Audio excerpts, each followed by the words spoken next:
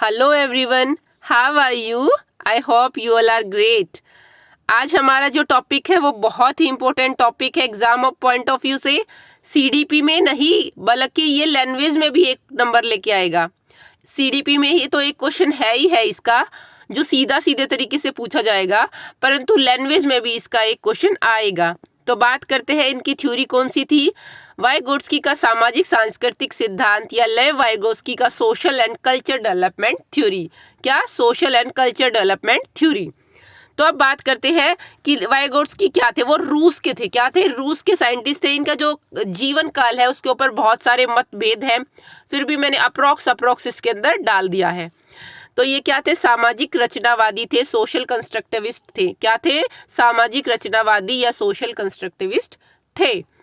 अब बात करते हैं कि वाइगोट्स्की ने क्या कहा है बच्चों के इंटरेक्शन के बारे में, बच्चों के विकास के बारे में, बच्चों के सामाजिक विकास के बारे में।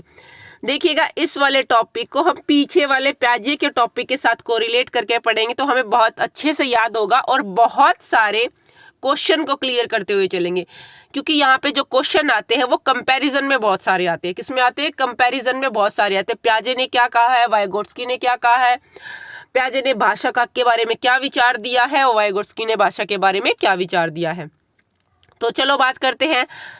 जो हमारे वाइगोट्स्की ये बोलते हैं बच्चा अपने समाज और संस्कृति से अंतक्रिया करके सीखता है। बच्चा क्या है? वो सोसाइटी और अपने कल्चर से इंटरेक्शन करके सीखता है। पर प्याजे ने क्या बोला है? प्याजे ने बोला है कि बच्चा स्वतंत्र है, उसे वातावरण के साथ छोड़ दो, वो वातावरण के साथ खोजबीन करके अपने आप ही अपने संवेगात्मक विकास का निर्माण कर लेगा। मतलब अपने आप अपनी मैच्योरिटी के अनुसार अपना विकास करता रहेगा। पर नहीं, वाइगोट्स्की ने क्या बोला है? नहीं, वो समाज और संस्कृति के साथ अंतक्रिया करेगा, इंटरेक्शन करेगा, उसके बाद ही अपने अधिगम का विकास करेगा।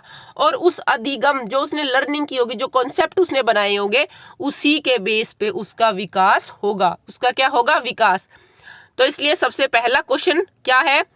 सबसे पहला क्वेश्चन यही है कि अकॉर्डिंग टू वाइगोट्स्की पहले अधिगम आता है, फिर विकास होता है। और प्याजे के अनुसार पहले विकास होता है, उसके बाद अधिगम आता है। पहले क्या होता है? विकास और फिर अधिगम। ये प्याजे के अकॉर्डिंग है। क्या है? प्याजे के अकॉर्डिंग। देखिएगा, प्याजे ने, फिर बता देती हूँ, ये बोला है कि बच्चों को वातावरण में स्वतंत्र छोड़ दो, वो अपने आप खोजबीन करके, इंटरेक्शन करके एनवायरनमेंट के साथ अपने आप वो किसी न किसी चीज को, उसने क्या बोला, वो नन्हे साइंटिस्ट या लिटिल साइंटिस्ट, उसने बोला है बच्चे को वो खोजबीन करके अपने आप अपनी समझ का विकास कर लेगा। परंतु इसने क्या बोला है? इसने बोला है, वाइगोट्स्की ने बोला नहीं, समाज के साथ अंतक्रिया करके, अपने पीयर ग्रुप, अपने टीचर, अपने पेरेंट्स के साथ अंतक्रिया करके बच्चा सीखता है। यहाँ तक आई होप आपको समझ में आ गया होगा और जो क्वेश्चन आता है वो भी समझ में आएगा, क्योंकि मैंने साफ साफ लिखा हुआ है इसके अंदर क्या क्वेश्चन आएगा कि किसके अनुसार पहले अधिगम होता है और किसके अनुसार पहले विकास होता है। प्याजे के अनुसार पहले विकास होता है, वाइगोट्स्की के अनुसार पहले अधिगम होता है और अधिगम के बेस पे ही हमारा विकास होता है।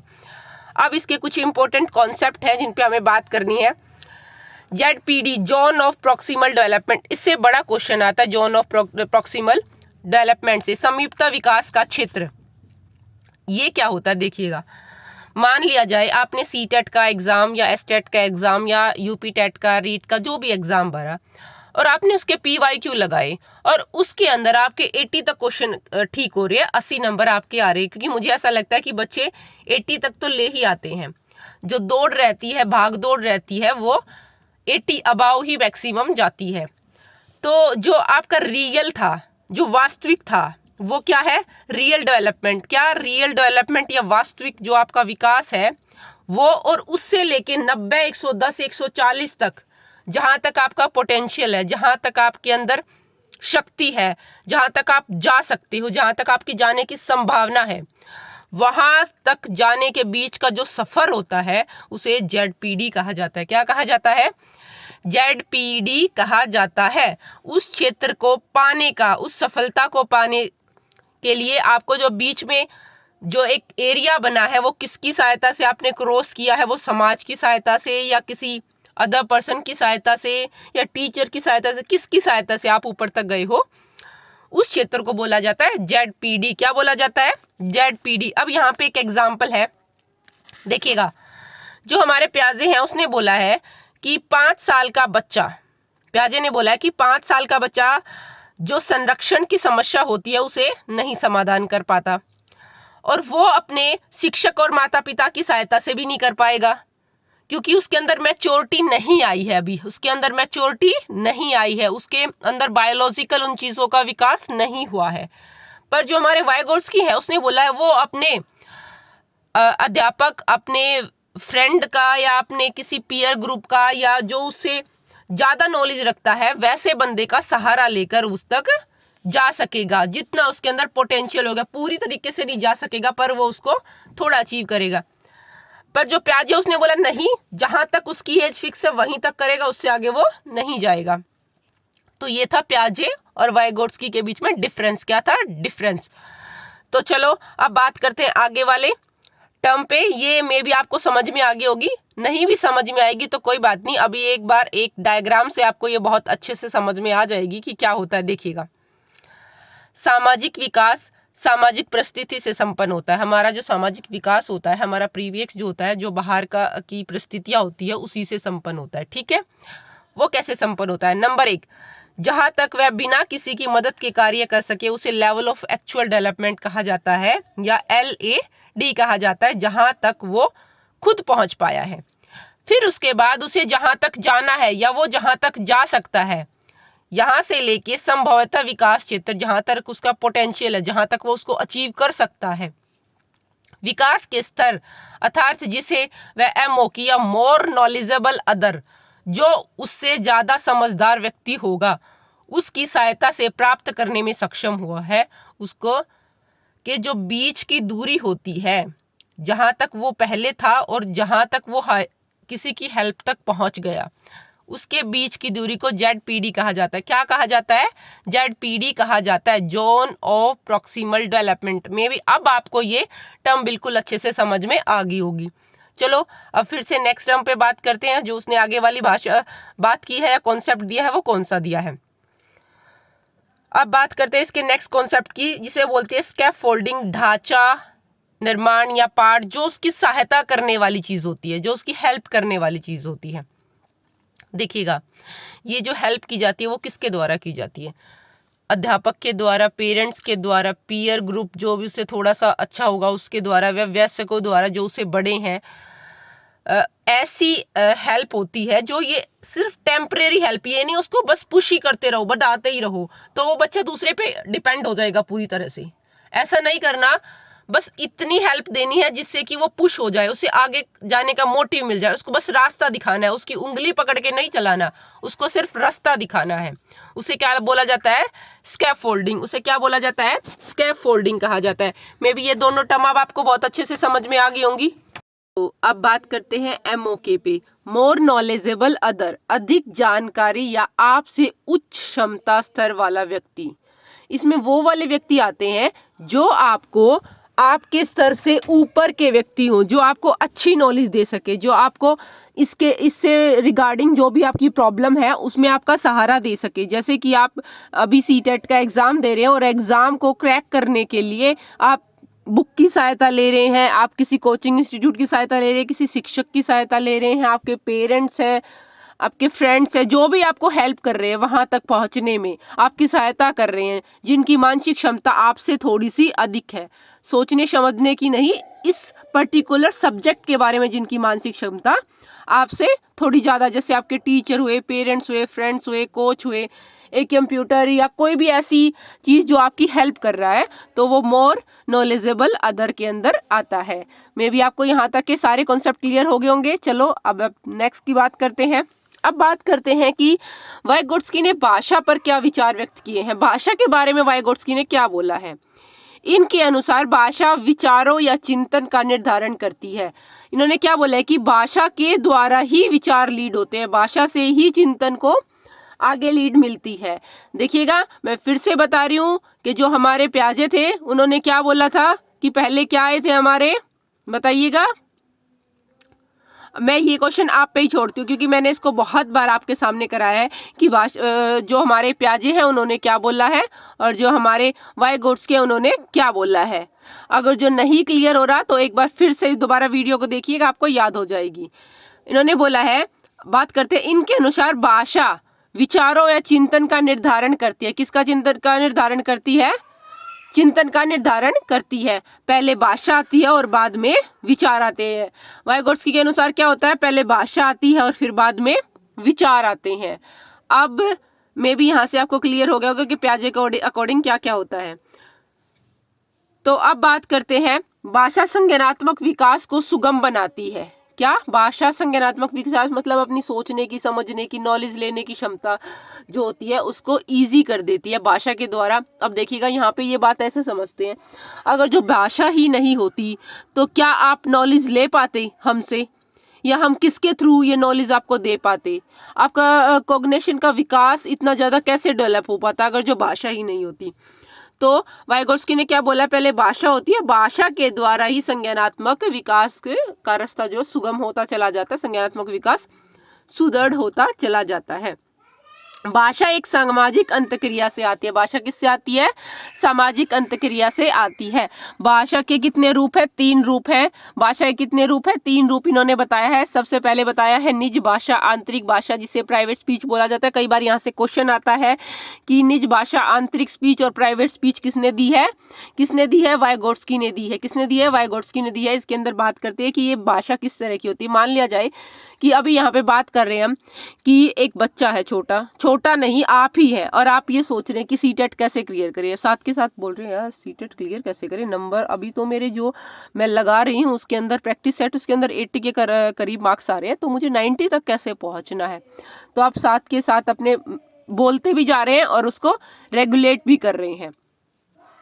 इसमें हम अपने आप से बातें करते हैं, ऐसा क्या करें कि सीटेट क्लियर हो जाए, कौन सा कार्य करें, कौन हमें डायरेक्शन देगा, कैसे हम करेंगे। जैसे हम मोबाइल पे साथ के साथ टाइप भी करते हैं कि how to crack CTET, how to crack STET, और उसको निकालते हैं और फिर हम अपने साथ ही साथ उस चीज़ को बोलते रहते हैं। ये होती है हमारी निज भाषा, आंतरिक स्पीच या प्राइवेट स्पीच। अब कई बार ये बोल दिया जाता है, क्वेश्चन आया था कि क्या प्राइवेट स्पीच भाषा के विकास के लिए अच्छी होती है? हाँ, बिल्कुल अच्छी होती है। बच्चे अगर जो प्राइवेट स्पीच करते हैं, खुद से बातें करते हैं, तो वो अच्छा होता है, रेगुलेशन के लिए अच्छा होता है। अब बात आती है सोशल स्पीच, सामाजिक भाषा। वो क्या होती है? दूसरों से बातचीत करना। क्या? दूसरों से बातचीत करना हमारी सामाजिक भाषा होती है। दूसरे के साथ इंटरेक्शन हमारी सामाजिक भाषा है। मौन भाषण, मन ही मन में कई बार बात करते हैं, ये करेंगे तो ये हो जाएगा, ये करेंगे तो ये हो जाएगा। समटाइम हम अपने मन में सोचते हैं यार हम ऐसी सिचुएशन में यहाँ पे आ गए हैं। अब जैसे एग्ज़ाम होता है, एग्ज़ाम में हम अपने मन में चीज़ें सोचते हैं। अगर जब बड़बड़ाएंगे तो हमारा एग्जामिनर भी हमें सामने से बोलेगा ना कि वो डिस्टर्ब कर रहे हो, तो क्या होएगा? हम मन ही मन में बातें करते ऐसे करके। तो इसको क्या बोलता है? मौन या साइलेंट स्पीच इसको बोला जाता है। कितनी स्पीच है? 3 तरह की स्पीच है, निज भाषा, सामाजिक भाषा और मौन भाषण। निज भाषा प्राइवेट स्पीच, जब अपने से बात करते हैं। इसके अंदर कई बार देखिएगा क्वेश्चन आता है कि निज भाषा प्राइवेट स्पीच का कॉन्सेप्ट किसने दिया है? वाइगोट्स्की ने दिया है। क्या ये आपके अच्छी होती है? हाँ, ये बिल्कुल अच्छी होती है। ये संज्ञानात्मक विकास में बच्चे का सहारा बनती है, सीढ़ी बनती है, उसके लिए अच्छी होती है। सामाजिक भाषा, दूसरों से बातचीत करना, ये तो आपको पता लग ही जाएगा। मौन भाषा, मन ही मन में बातें करना। अब विकास के इसके 3 चरण उन्होंने बताए हैं, वो ऊपर वालों से के रिलेट है, फिर भी मैंने इसके अंदर डाल ही दिए। मैं कहा चलो कई बार डाल देते हैं, कोई भी क्वेश्चन डाउट में नहीं रहना चाहिए, किसी भी बच्चे का 1% भी डाउट नहीं आना चाहिए। इसके अंदर सामाजिक, सबसे पहले सामाजिक भाषण या सोशल भाषा का विकास होता है। देखिए, क्योंकि उसने बोला है कि बच्चा समाज से के साथ इंटरेक्शन करके सीखता है, तो पहले कौन सी होती है? सामाजिक भाषा या सोशल स्पीच, जो जन्म से लेकर 2 वर्ष तक की होती है। इसके अंदर बच्चा क्या होता है? दूसरों के साथ बातें करके चीज़ों को सीखता है। फिर होती है अहम केंद्रित भाषा, ईगोसेंट्रिक भाषा। ईगोसेंट्रिक भाषा जो होती है, इसके अंदर क्या होता है कि बच्चा मतलब अक्सर अपने आप से ही बातें करता है, अपने आप से ही वो सारी बातें करता रहता है, इसे ईगोसेंट्रिक स्पीच। लेकिन जो पियाजे है ना, पियाजे ने इसको कोई खास रोल नहीं दिया है। पियाजे ने इसको क्या बोला है? मतलब अपरिपक्वता, एमेच्योरिटी वाली टाइम इसको बोला है, निज इस वाली भाषा को। अब बात आते हैं अंतवाक्य या सेल्फ टॉक क्या होती है? आत्म मार्गदर्शन, अपना खुद का मार्गदर्शन हम करते हैं, क्या मैंने सही किया तो ठीक है, मैं आगे इसको कैसे क्लियर करेंगे। समटाइम ऐसा होता है कि आप लोग कुछ ऐसा करते हो कि ऐसी सिचुएशन में खड़े हो जाते हो कि मैं इसको करूं या ना करूं, जब अपने आसपास कोई नहीं होता तो हम सोचते हैं इसको करें या ना करें।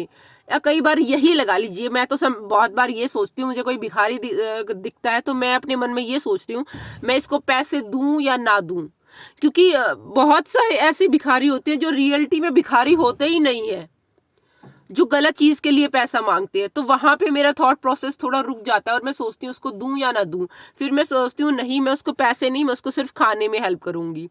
तो ये वाली चीज होती है जब मैं खुद अपने आप से टॉक करती हूँ, अपने आप को सेटिस्फाई करती हूँ, अपने आप को ही रेगुलेट करती हूँ कि मुझे क्या करना है क्या नहीं करना है। समटाइम पेपर में खड़े होकर ऐसा सोचते हैं इस क्वेश्चन में फर्स्ट वाला क्वेश्चन तो हो नहीं सकता, सेकंड वाला क्वेश्चन भी नहीं, ऑप्शन भी नहीं हो सकता, तो इसका थर्ड और फोर्थ में तो मैं किसके साथ जाऊं।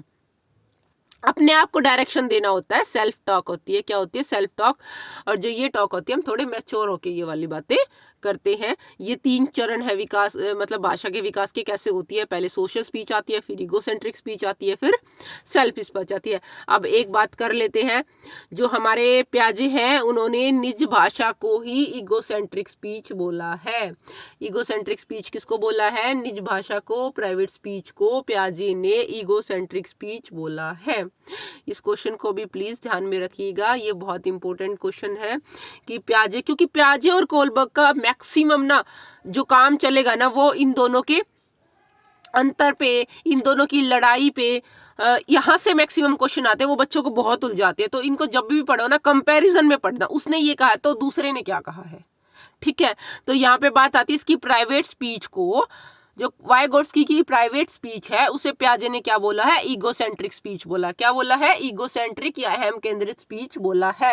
अहम केंद्रित ईगोसेंट्रिक स्पीच निज भाषा को किसने बोला है? प्याजे ने बोला है। इस क्वेश्चन को रट लीजिए, अपने माइंड में फिट कर लीजिए, मे बी अब कोई बच्चा नहीं भूलेगा इसको। अब बात आ जाते हैं इसके कुछ इंपॉर्टेंट जो टर्म्स हैं, और कई बार मुझे लगा कि एग्जाम में इनसे क्वेश्चन आए हुए हैं तो मैं इनको भी पॉइंटर में डाल देती हूँ। वाइगोट्स्की के अनुसार अधिगम प्रक्रिया में सांस्कृतिक उपकरण का महत्व होता है। ये 3 उपकरण पूछे गए हैं, एक मैप, एक भाषा, एक कैलकुलेटर। क्या? मैप, भाषा, लैंग्वेज, कैलकुलेटर, ठीक है। वाइगोट्स्की के अनुसार अधिगम प्रक्रिया में सांस्कृतिक उपकरण किन्हें बोला गया? सांस्कृतिक उपकरण किन्हें बोला गया है? याद रखिएगा, तो वो किन्हें बोला गया है? मैप, लैंग्वेज और कैलकुलेटर, और भी कुछ जो आपकी हेल्प करे लैंग्वेज के डेवलपमेंट के लिए, उन सबको बोला गया। पर इन 3 से क्वेश्चन उठा है तो इसलिए मैंने इन 3 को डाल दिया। अब बात आती है पारस्परिक शिक्षण या रेसिप्रोकल टीचिंग का बढ़ावा किसने दिया है? वो भी वाइगोट्स्की ने दिया है। और ये लास्ट मैंने आपको PYQ जब सॉल्व कराए थे तो उसमें TGT के पेपर में भी ये क्वेश्चन आया हुआ था कि रेसिप्रोकल टीचिंग किसकी है और किसने उसको बढ़ावा दिया है? वाइगोट्स्की ने उसको बढ़ावा दिया है। और PGT के पेपर में भी ये वाला क्वेश्चन था।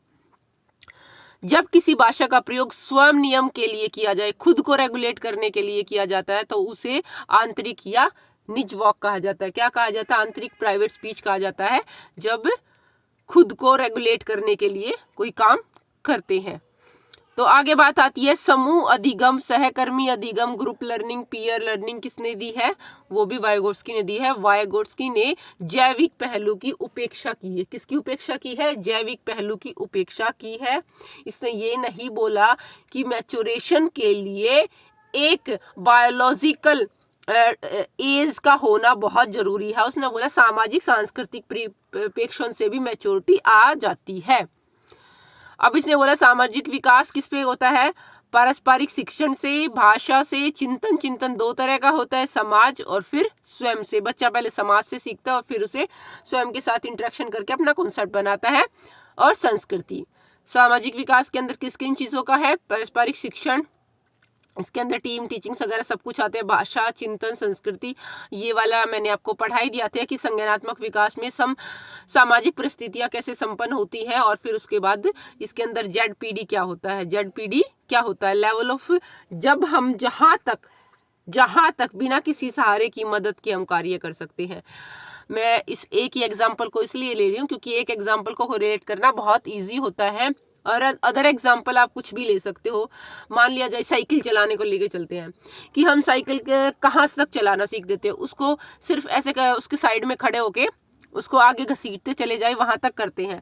पर लेकिन हमारा कोई पेरेंट्स हमारा कोई बड़ा बहन भाई या हमारा कोई रिलेटिव ऐसा जो हमें सहारा देकर उस साइकिल पे बिठा के थोड़ी दूर तक हमें आगे पुश करता है ना, और फिर जब हमारा बैलेंस बन जाता है तो वो हमें छोड़ देता है, फिर हम गिरने लग जाते हैं, फिर पकड़ लेता है, फिर हमें छोड़ देता है, तो वो MOK है। क्या है वो? MKO है, मतलब मोर नॉलेजेबल अदर।